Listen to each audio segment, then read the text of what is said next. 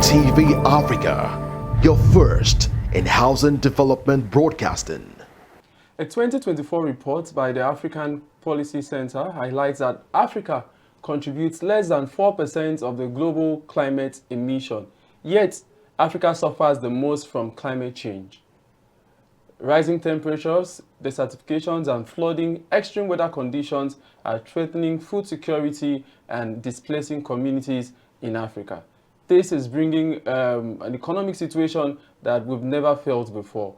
Inflation everywhere, people are suffering and people are crying. In spite of these challenges, there are opportunities. The green technology, renewable energy, climate smart agriculture, and all of these policy actions could turn Nigeria and turn Africa into the next big thing. Hello and welcome to Green Housing, the program that explores sustainable solutions for a better future. My name is Ubong Usora, and today we'll focus on Africa's climate crisis challenges and opportunities.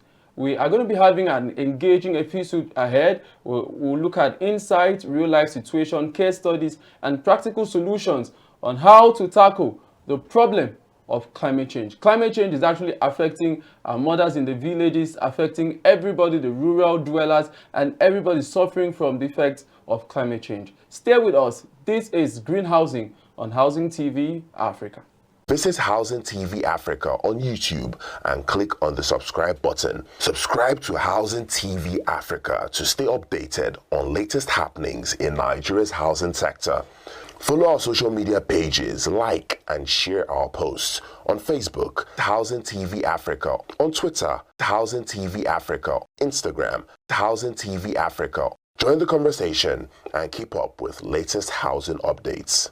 Thank you for staying with us and joining us on this exciting edition on Housing TV Africa. Green Housing is the program, and this is a program where we try to make sense of the discussions concerning our environment and how we can live in an environment that is free of problems, an environment where we enjoy and we live the environment, like a man said, better than we met the environment. To help us unpack all of the issues we have today, we are joined by an expert on climate change and climate policy, Dr. Mike Terungwa, the Executive Director of Global Initiative for Food Security and Ecosystem Preservation. I know he said I shouldn't call him Executive Director, but I like to call him Executive Director. Dr. Mike, you're welcome to our studios. Thank you for having me. Okay, so let's talk about the problem of climate change. How serious is this crisis now? How serious? So, climate change is a very serious crisis. It is a life-threatening crisis. So first, do we have abundance of food in Nigeria as currently is? The answer is no. Why is food inflation so high? It is directly related to climate change. How about the weather situation in the country? How is the temperature like? This is the Harmattan season. It's expected to be cold. But right now, in the hot afternoons, we know what it is, right? How about the displacement of millions of Nigerians? How about all the issues surrounding the environment? And it is not just in Africa. It is not just in Nigeria. It is a global issue. I mean, I'm very delighted to be on Housing TV. As I was coming in, the first thought that came to my mind was to remember what happened this year in California. The wildfires that destroyed real estate. I mean, housing is all about real estate and all, right? Look at the number of houses that were burnt by fire. It is all directly related to climate change. The insecurity that Nigeria is experiencing, the Boko Haram crisis, the ISWAP, the bandits, you can trace elements of climate change in it. The massive land degradation, the flooding that the country is experiencing, now it is year in, year out. It is climate change. So clearly, climate change is impacting us, it's impacting our way of life, it's impacting our livelihood, and it's impacting everything that has to do with humanity.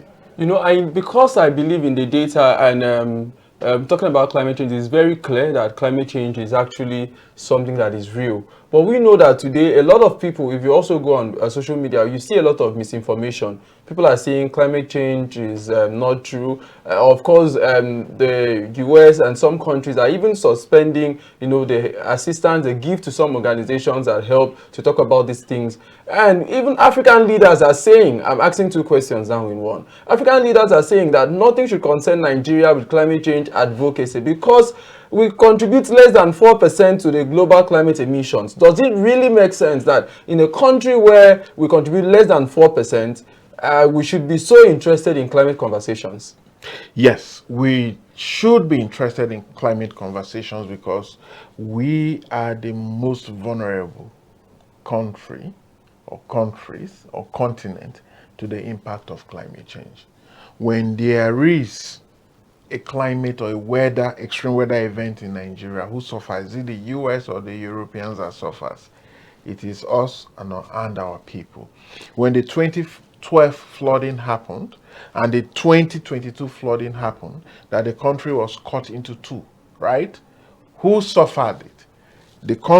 Nigeria lost billions of naira as a result of that flooding, right? We had all of the other issues, the food insecurity issues that have persisted up till today, and the fuel crisis because most of the tankers were not able to supply fuel up north and all. So if you look at that on the impact of climate change on our economy, it is why we shouldn't be joining the debate about because we contribute little. And this is also because we are in the equator. Our temperature is already high. So with global warming and global temperature increasing by 1.5, right now we are even above 1.5. Now tell me, what will be our situation? I gave an example, we are not yet in the heat wave, but we know exactly what is happening. The impact of that on our health and the general economy is huge. And that's why we should be concerned. Now, the politics of climate change is there. And it is because of the politics that a lot of people would say climate change is not real. Climate change is real. Even those countries and those leaders that are saying climate change is not real, they know it is real. It is the politics of climate change that is hampering a global solution to climate change. And why is this? It's simply the fight between the US and China. Now, US and the global north countries, when I say global north, I'm referring to Europe and America, right? America. They were the historical polluters. They emitted greenhouse gases. A lot of their industries were built using coal, a dirty energy that is largely responsible for the greenhouse emissions that we have, right? That is impacting the world. So right now, we are saying that climate justice is you cause a problem, you should pay for the problem. So that you allow the other countries like Nigeria and other developing countries, and that's where China comes in.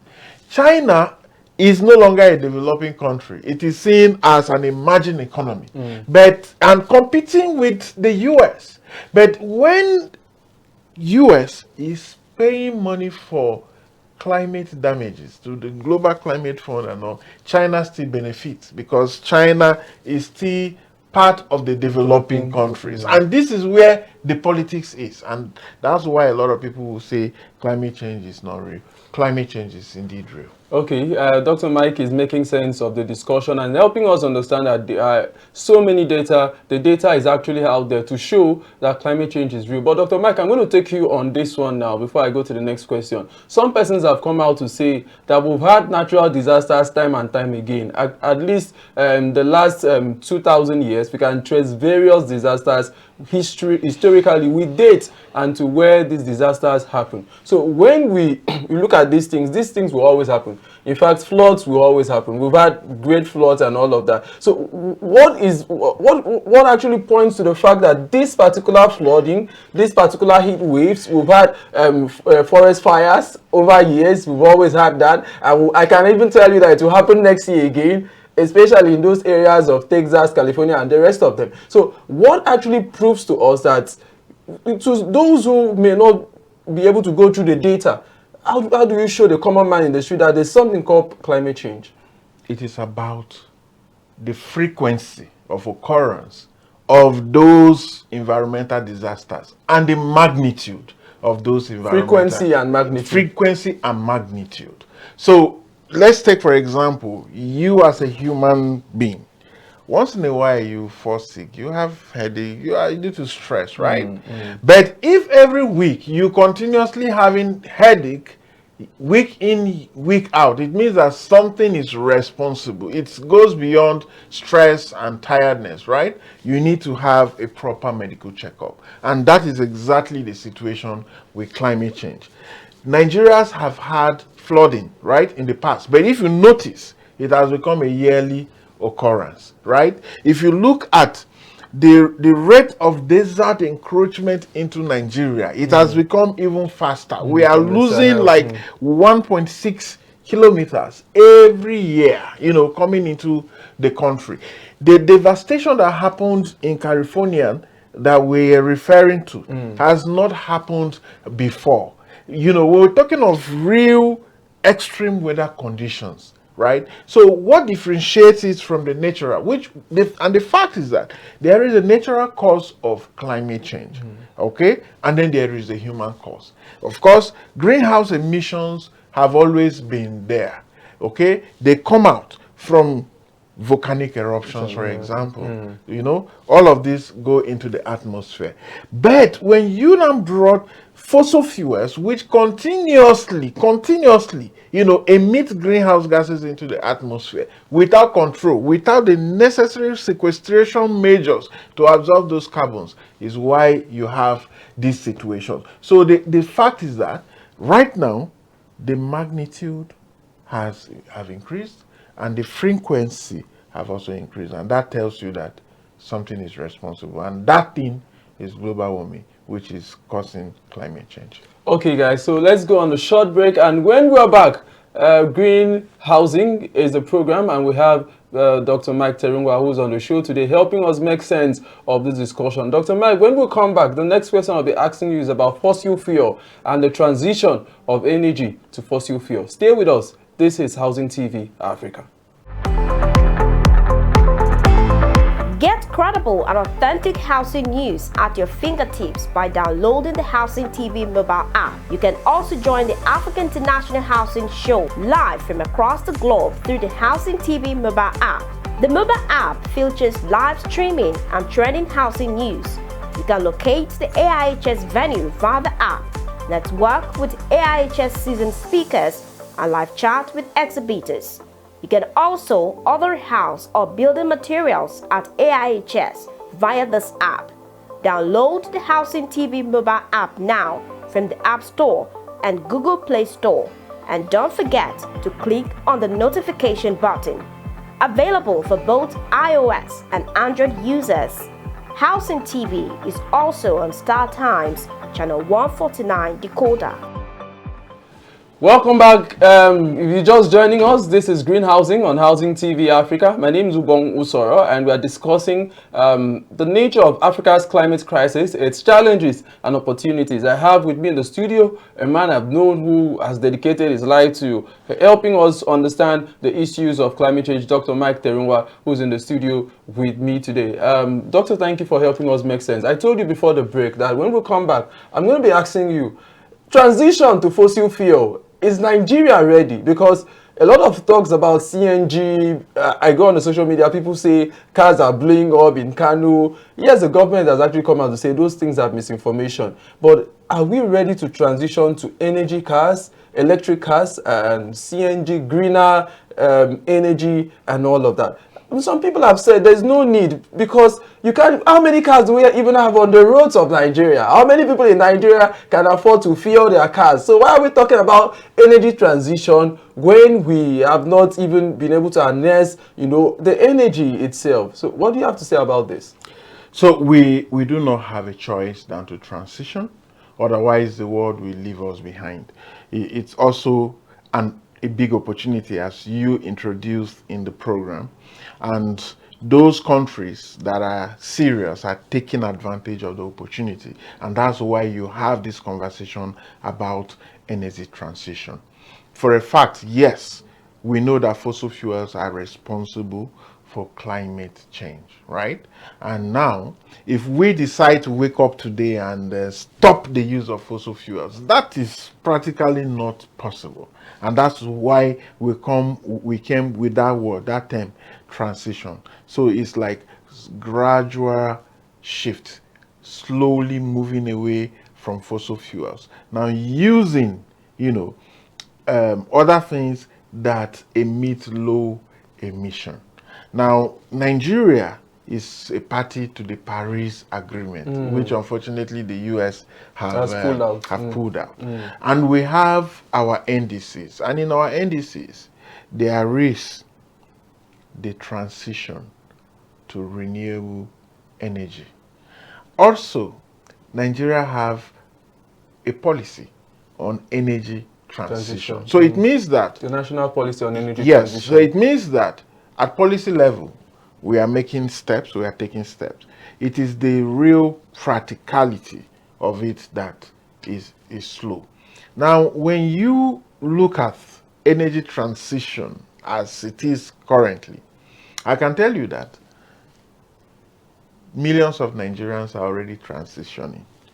Go around the country, within Abuja here, and see the number of solar panels that you will find on different roofs. And this is simply because Nigerians have come to realize that it is actually cheaper, right, than running your generator the whole day. You know how much it will cost you to do that. But when you have solar panels on your roof, you are emitting nearly I nothing. think at this point we have to give it to Housing TV because we transitioned a long time ago.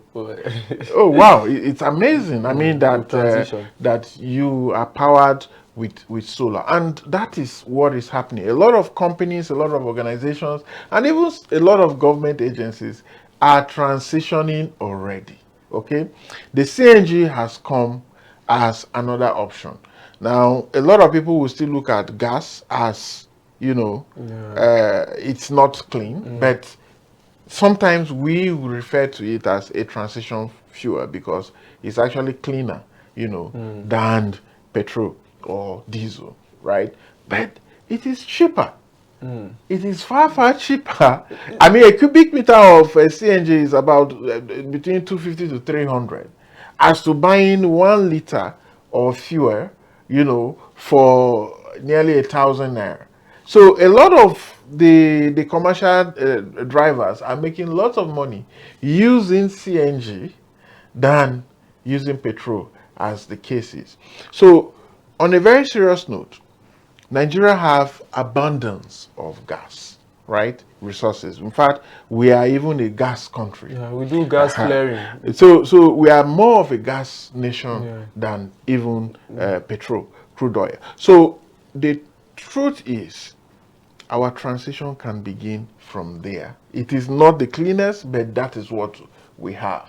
And then we also have the other renewable energy sources, abundance of sunlight, and we also still have wind in some other parts of the country that can't be channeled to power the country. So the energy poverty in the country is actually an opportunity for a lot of businesses, a lot of people, to invest in and power the country. And also, we have lots of mineral resources that are used in energy transition. Abundance of lithium. I mean, the batteries for storage of solar energy and all is lithium. We have it here in abundance in most states, in Nasarawa State, in Niger, in Kwara. So all we need to do is to harness harness it, so that it is not that same thing that we've been crying about year in, year out. And what am I talking about? Growing up as a child, oh, Nigeria exports cocoa and then we import back chocolate and all, right? So why are we letting these people steal our resources? Because I call it blatant stealing of, our minerals, and then they export it, go Processing. produce batteries and come back to sell to us. And that's why a lot of people will say, oh, solar is expensive and solar accessories I'm coming are to that, Dr. Mike. I'm coming to that, Dr. Mike. The conversation continues because to get maybe a 4 kVA of solar, you pay in millions of naira. So it is not actually as cheap, the transitioning is not cheap.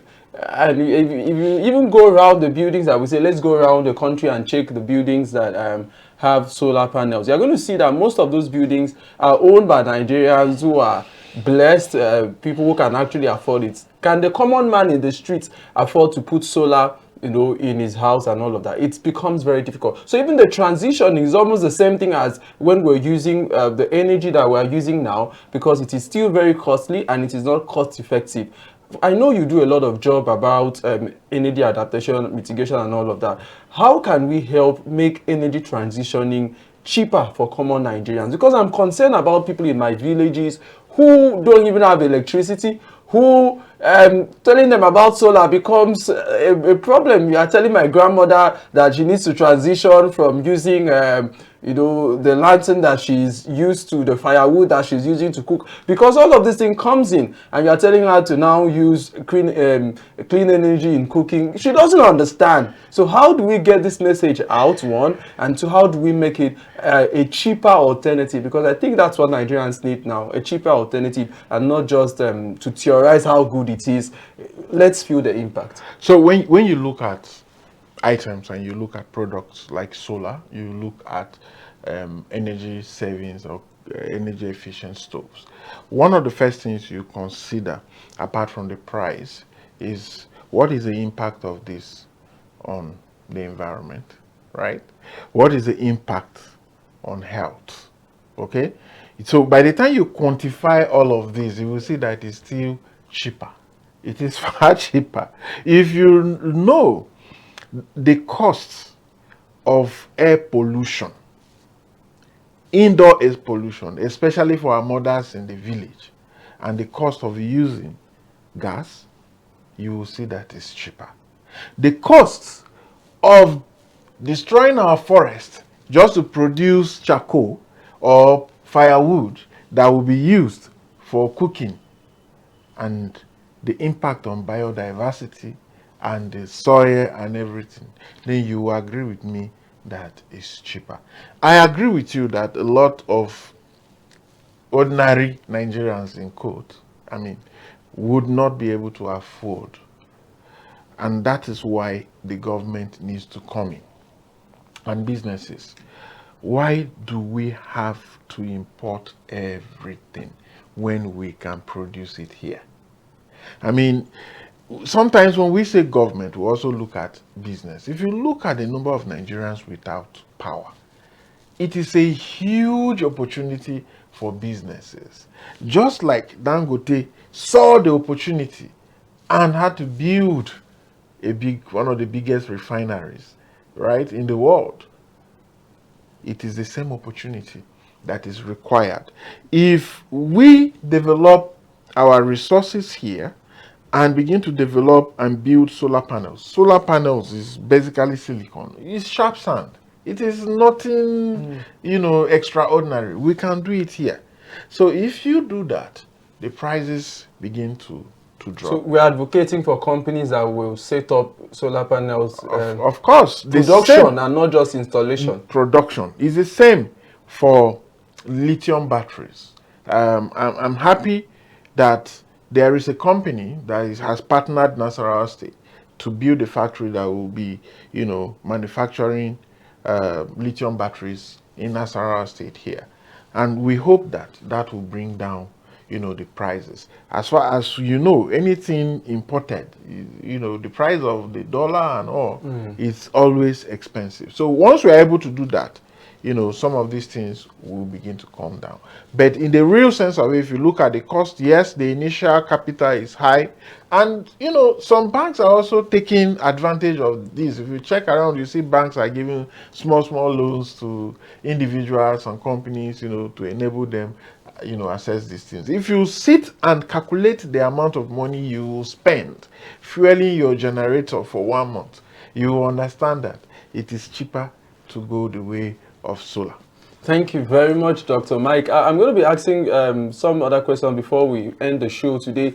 What role does the media play in shaping this climate narrative? Because some persons have complained that there's not been a comprehensive role by the media. For instance, in shaping climate literature, most of the climate jingles, most of the climate advocacy is done in English. Sadly, climate conferences are conducted in English, and most of the people that are supposed to come into this scheme and keen to live in the rural community, some of them don't even understand this English language. So how do we get this climate information in languages that will be simplified and my grandmother can understand what climate change is, and what role is the media playing in shaping the narrative of climate change? I 100% agree with you that the media's role is very critical in shaping the climate change narrative.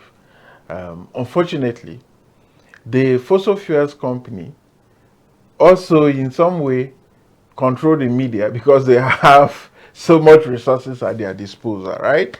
Someone once described the fossil fuel as the devil's excreta, that the smell of it alone, makes people rich and also make others very poor, right? So we have the super rich guys who also control the media and even the media owners.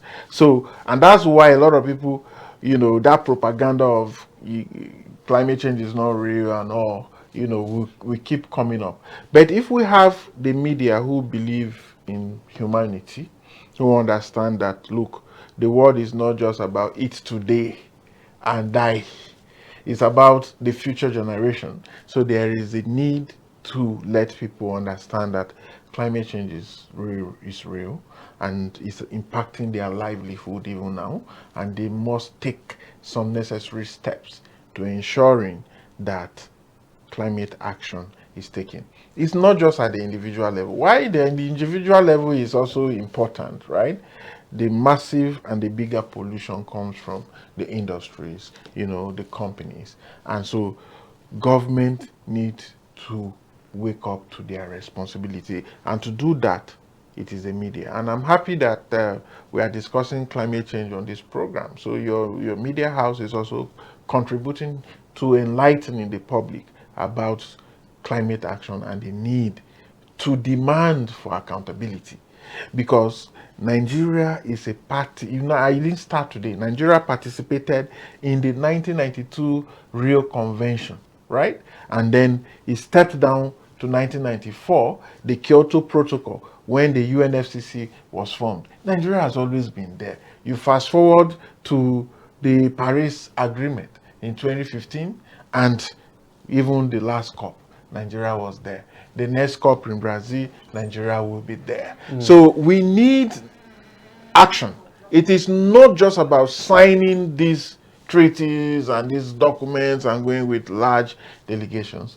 It is taking crucial, much needed actions on the ground. Before we go on the show today, Dr. Mike, the last question, you just have 30 seconds to respond to that. There's been a lot of controversy concerning Nigeria's delegation anytime we're going for a climate change conference. You see all the permanent secretaries, all the people in the ministries are added to the list and all of that. And some people go there for a vacation, just think that they're going to miss the world and create networking. But that's not my question. My question now to you is that, do you think that we have the needed resources? Because people say when people hear you talk about climate change, they think you are trying to get money from people outside. In fact, I was just discussing with you before we came into the studio. A lot of people have left every other thing they were doing to come into climate change. Maybe because they feel there's a lot of money. I don't know. You are going to tell us, is there money in climate change, advocacy, and all of that? I've seen people leave gender equality, leave a lot of other adventures to come into climate change so that they can get money. So some people have this narrative that people are just trying to get money. So in 30 seconds, Dr. Mike, is it about the money? Is there money in climate change advocacy? Are people doing it for money? And what do you think that we can do as a country to synergize in 30 seconds, sir? So it is not all about the money, right? Climate advocacy requires money, but if you want to make money in climate change related activities, then you go into it as a business. There you can make all the money. All the companies producing solar panels, batteries, and all of those things are the ones making all the money. So when you are advocating, and I'm happy we need more people to join in this advocacy, everyone. Just like HIV and AIDS came and everybody jumped on it, and now we are able to control it. We also need more persons to come onto the climate change discussion. So it's not about the money. Come, but is there money? But is there money in advocacy? Come and join us, then you will know if there's money or not. Thank you very much. That was an insightful discussion that we had. Thank you very much, Dr. Mike, for sharing first-hand experiences with us. And today, that's the size of our show, the show Greenhousing. We discuss the serious challenge of climate change and how it is affecting us as a country, the challenges and opportunities that are in that particular sector. I pray that as a people, we are able to reshape the narrative and do better. That's the much we can take today on the show. Don't forget that this is Housing TV Africa on all our social media platforms. You could download the Housing TV mobile app on Google Play Store and Apple Store. My name is Ubong Osoro. Goodbye. Housing TV Africa, your first in housing development broadcasting. Visit Housing TV Africa on YouTube and click on the subscribe button. Subscribe to Housing TV Africa to stay updated on latest happenings in Nigeria's housing sector. Follow our social media pages, like and share our posts. On Facebook, Housing TV Africa. On Twitter, Housing TV Africa. Instagram, Housing TV Africa.